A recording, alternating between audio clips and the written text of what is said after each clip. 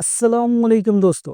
आज हम क्रिकेट की नहीं बल्कि क्रिकेट के पीछे चलने वाली पॉलिटिक्स पर बात करने वाले हैं। सोचिए ज़रा, आईसीसी का एक ऑफिशियल जो सिर्फ प्रोफेशनल ड्यूटी परफॉर्म करने जा रहा था, उसे वीज़ा नहीं दिया गया। वजह सिर्फ इतनी सी कि वो इंडिया से बिलोंग करता था।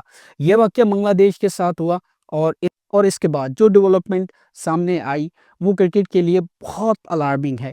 ये सिर्फ एक वीज़े का इशू नहीं, यहाँ बात हो रही है टी20 वर्ल्ड कप 2026 होस्टिंग राइट्स और इंटरनेशनल रिलेशनशिप की। दोस्तों, यहाँ पे मैं आपको थोड़ा-सा चंद दिन पहले एक कंट्रोवर्सी हुई, जिस तरह से इंडिया ने यूएस से प्लेयर्स जो कि बेसिकली पाकिस्तान से बिलॉन्ग करते थे, उनके वीज़ाज़ को डायरेक्टली रिजेक्ट कर दिया।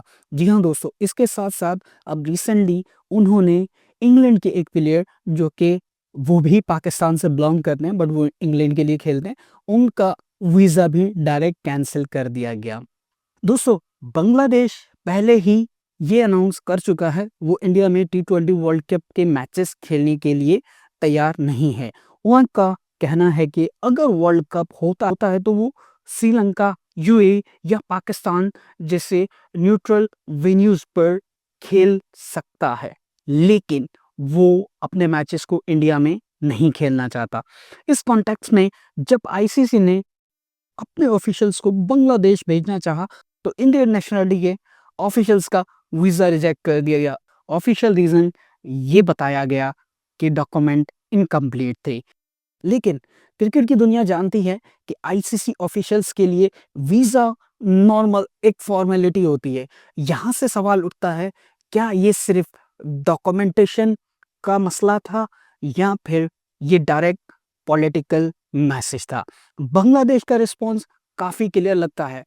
उनका मानना है कि जब इंडियन अथॉरिटीज़ ने पहले ही इंटरनेशनल प्लेयर्स का वीज़ा डिले किया, तो अब वो भी अपनी पॉलिसी को फॉलो कर रहे हैं, मतलब टिट फॉर टैट।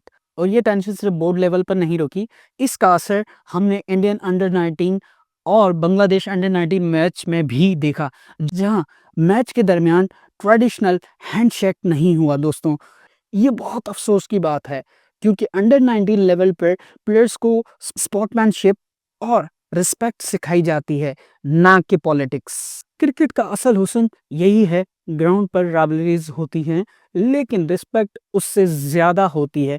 जब ये रिस्पेक्ट ख़त्म होती है तो फिर सिर्फ जीत हार रह जाती है, क्रिकेट नहीं दोस्तों।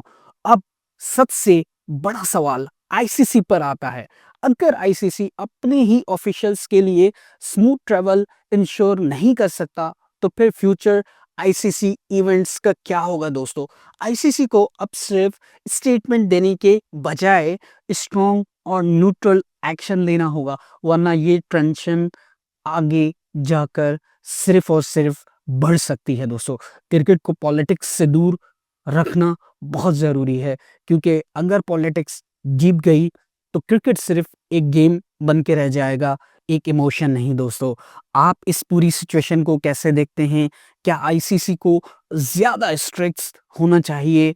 कमेंट्स में अपनी राय से ज़रूर आगाह कीजिएगा। चैनल को लाइक, शेयर, सब्सक्राइब ज़रूर कीजिएगा। उम्मीद करता हूँ कि ये जो सिचुएशन है, जो कि रिसेंटली हमें अंडर 19 इंडिया और बांग्लादेश के दरमियान देखने को मिली, जहाँ पे हैंडशेक नहीं हुआ, इसके अलावा इंडियन ऑफिशियल्स का जो है वीज़ा कैंसिल कर दिया गया। इसके साथ-साथ इंडिया ने जिस तरह रिसेंटली इंग्लैंड के प्लेयर्स जो कि पाकिस्तान से बिलॉन्ग करते हैं बट वो बेसिकली इंग्लैंड के लिए अपनी क्रिकेट खेल रहे हैं, उनके वीज़ाज़ को जो है वो डायरेक्ट कैंसल कर दिया, होल्ड करने के बजाय डायरेक्ट कैंसल कर दिया। तो आई थिंक ये बहुत बड़ा इशू है, जो कि आईसीसी को देखना होगा। आईसीसी इवेंट्स में अगर इस तरह की इश्यूज़ पैदा हो रहे हैं, तो मेरा नहीं ख़्याल कि ये आईसीसी के लिए बहुत अच्छा साबित हो सकता है इन फ्यूचर, क्योंकि अगर इस तरह के इश्यूज़ होते रहे, तो इसके साथ-साथ इंडिया के लिए भी बहुत बड़ा मसला पैदा हो सकता है। आईसीसी इवेंट्स जो हैं, अगर इस तरह से होते रहे, तो माइट बी पॉसिबल है कि इंडिया में आईसीसी इवेंट्स ना हो दोस्तों। जी हाँ दोस्तों, आपको भी पता है कि आईसीसी में बीसीसीआई का बहुत कंट्रोल है, लेकिन वक्त बदलते देर नहीं लगती, इसी तरह आने वाले वक्त में हो सकता है इंडिया का वक्त बदल जाए और आईसीसी इवेंट्स जो हैं इन इश्यूज की वजह से इंडिया से दूर चले जाएं। कोशिश, उम्मीद यही है कि ये सारी सिचुएशन सॉर्ट आउट हो सके और हमें एक फेयर एंटरटेनमेंट और फेयर गेम प्ले देखने को मिले, जो सिर्फ ग्राउंड पे मिले, ना कि पॉलिटिक्स, ना कि दो देशों के दरमियान, दो मुल्कों के दरमियान मिले। और जहाँ तक स्पोर्ट्समैनशिप है तो वो ग्राउंड पे हैंडशेक, राइवलरीज होती हैं दोस्तों, ग्राउंड पे बहुत सारी चीज़ें होती है, बट एक गेम जो है उसमें इमोशन होना चाहिए, ना कि पॉलिटिक्स इन्वॉल्वमेंट। आपको क्या लगता है? उम्मीद करता हूँ आपको ये वीडियो पसंद आई होगी। अगर वीडियो पसंद आई हो तो लाइक, शेयर, सब्सक्राइब ज़रूर कीजिएगा। मुझे दीजिएगा इजाज़त, मैं मिलता हूँ किसी बड़ी अपडेट के साथ। तब तक आप रखिएगा अपना ख्याल। अल्लाह हाफ़िज़।